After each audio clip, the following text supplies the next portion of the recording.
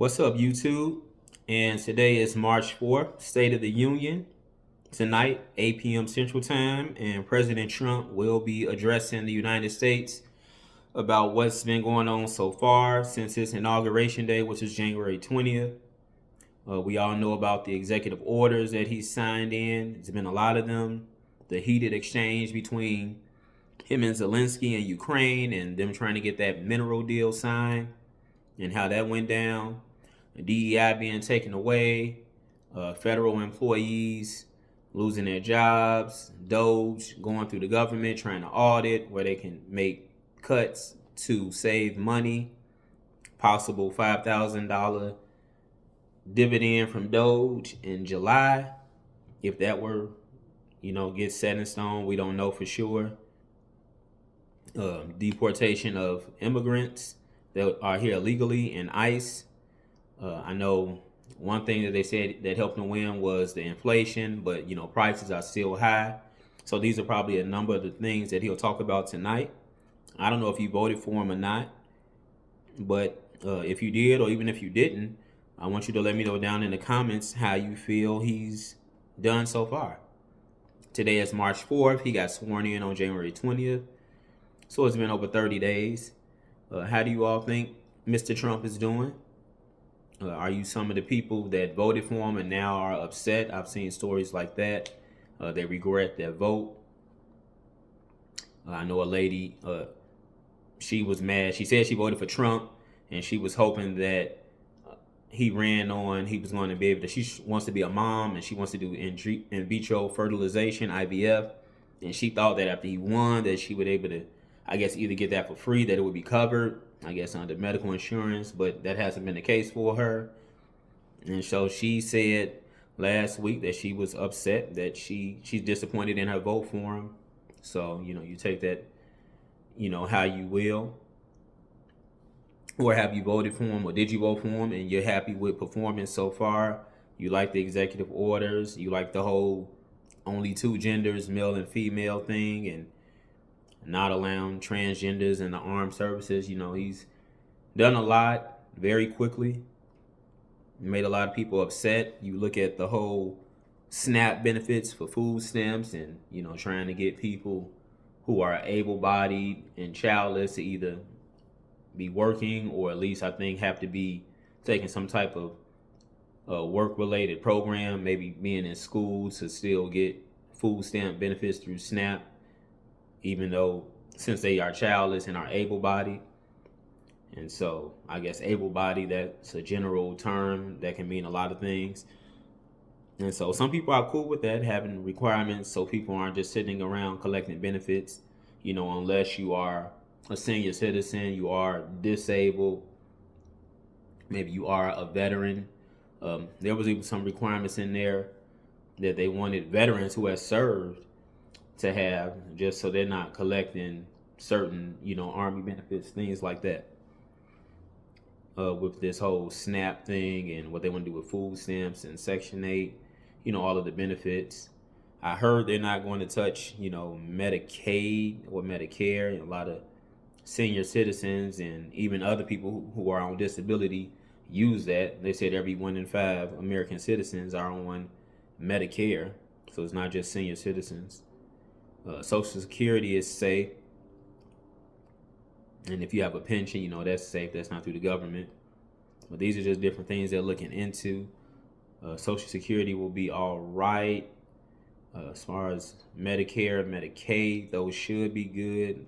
As far as health coverage, I don't think those are going to be touched. But the Trump administration has shaken up a lot of things. They still continue to go through the different government departments with the help of Elon Musk, seeing where cutting can be spent, and cutting is also salaries.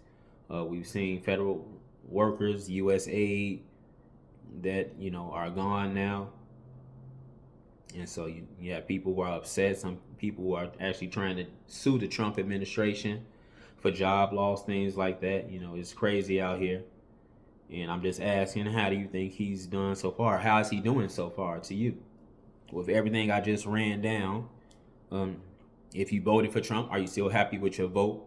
Or do you want to take your vote back? Would you have rather given it to Kamala Harris or somebody on the independent party? I don't even know anyone who was running independently. RFK Jr., Robert F. Kennedy, dropped out, and now he's with the Trump administration. I think Dr. Cornel West was on the independent ballot as well. But anyway, and even with the people who are in the cabinet, Elon, Robert F. Kennedy Jr., Linda McMahon from WWE, the wrestling company, she's in charge of education. You got Kash Patel in his position, and you got RFK trying to oversee, investigate vaccines and the department, the FDA, things like that. And then Elon with the auditing of the government with DOGE, Department of Government Efficiency.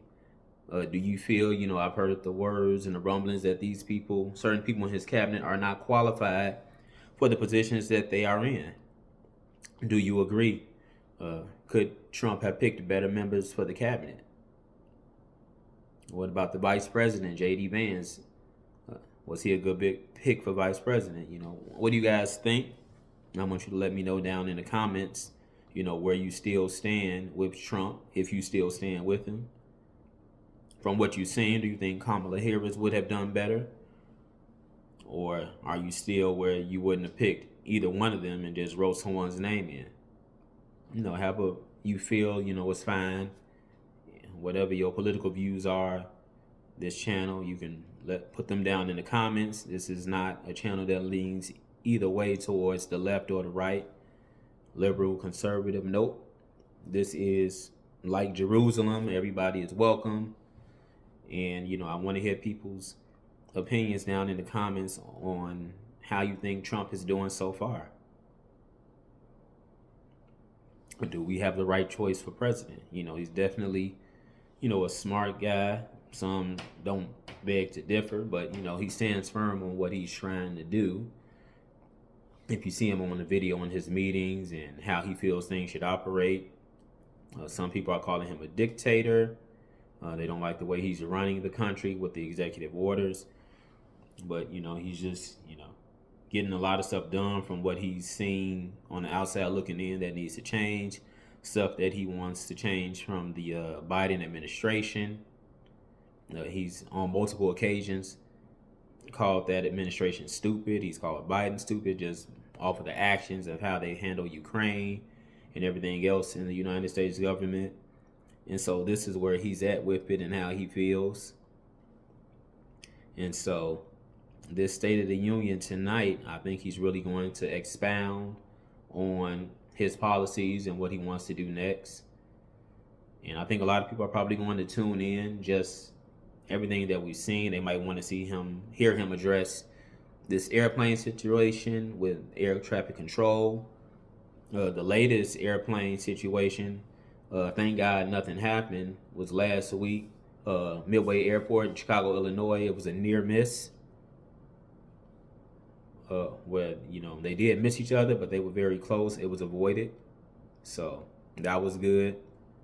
And so we really need to get a handle on what's going on with these airplanes. There are people who are hesitant to fly right now, and that's understandable. So, maybe Trump will address that tonight as well, and how to get these planes more secure up in the air so we don't have any more loss of life. But who knows what's going to happen. So I think a lot will be covered tonight in this speech, and we'll see what the Democrats have to say. They're all up in arms right now, and of course they're anti-Trump, and they don't like what he's doing. They don't like the tax cuts he's trying to make, But unfortunately for the Dems, Republicans got full control. They got the House and the Senate, so that's Congress. The Supreme Court is on their side, and that's where we're at with it. So the Republicans, are in the driver's seat right now in terms of what they want to push through and get past, with Trump being in the White House. But yeah, the two biggest ones I think have been the getting rid of DEI programs all around, and Doge, where they're auditing the government, cutting out departments, which has also led to cutting out jobs, cutting out aid being sent out to foreign countries, things like that. Doge and the DEI elimination, I think, have been the two biggest that we hear so much about in terms of what he's done, and which has caused the most uproar. Because with the DEI, you got people feeling they can't get a fair chance at anything in a job, possibly how it might affect college admittance, uh, who carries your products if you're a business owner, you're trying to get them in a major retailer, all types of things. Who may get a scholarship if you qualify for that, based on, you know, your race, your gender, your lifestyle, all of that. And then, of course, Doge auditing and cutting departments, which cuts jobs and salaries, and to help the United States government save more money. Those two have been, I think, what I've heard the most noise about in the media. And so I'm expecting him to talk more about both of those tonight at the State of the Union. Remember, that's at 9 p.m. Eastern Time, 8 p.m. Central, 7 p.m. Mountain, and 6 p.m. West Coast Pacific Time, wherever you're at. And it'll be on everywhere, as you all know. So we shall see. It's going to be very different from Biden's State of the Union in 2024, I can tell you that much. I watched that one. And, time just flies, because I remember when he was there just shaking hands at the end and everything like that. And at the time, he didn't know that was going to be his last State of the Union. He felt he was going to run for a second term and would have been speaking on the Union tonight, but just wasn't meant to be.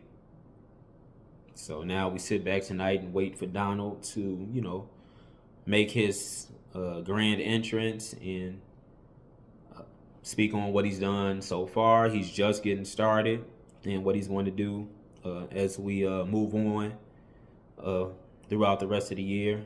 Like I said, it's going to be interesting. Yeah, that inflation is still an issue. Eggs are still high, things like that. So I always still encourage people to continue to save money and lower your lifestyle to try and, protect yourself against, these higher prices, things like that. And do not get out of here trying to live above your means. No. Don't even do that just because a $5,000 Doge dividend may come in July. You look at $5,000, it's not that much. That's 5 months rent if you're only paying $1,000 a month. But you got plenty of rents and mortgages that are over that. It will help people, if you got Section 8 maybe, where you got housing that's under 1,000.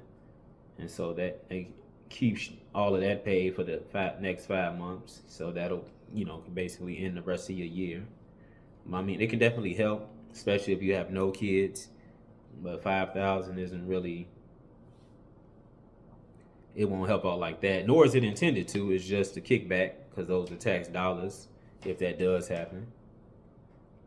I mean, you can, if you're not in any type of debt and you don't really have any, outstanding loans to pay, you could throw, continue to save that 5,000, put some in cryptocurrency or the stock market, and so you can multiply it. It just depends on everybody's financial situation at that time on how far 5,000 will go. It's not a lot, but if they do that, that's welcomed. And I don't know if he'll talk more about that tonight either. Maybe not. But yeah, interesting times ahead with this administration and the situation with Gaza and what Trump plans to do with that. People fears a war and World War III and what's going to happen with the Ukraine situation and the mineral deal, since him and Zelensky, were clashing. Only time will tell. I don't think any of that is over. So let me know again how you guys think he's doing so far, Donald Trump in office, in the comments. Good job, bad job, don't care. Let me know down in the comments. Maybe you're not political like that. Like, share, and subscribe as always. The channel is Facts of Feelings, all one word, no spaces. Put that in the YouTube search, Facts of Feelings, no spaces, and this channel comes right up. So that's all I got for now. Again, State of the Union tonight, 9 p.m. Eastern, if you want to tune in. And, keep your eyes on these politicians. You never know what executive order might change your life next. I'm out.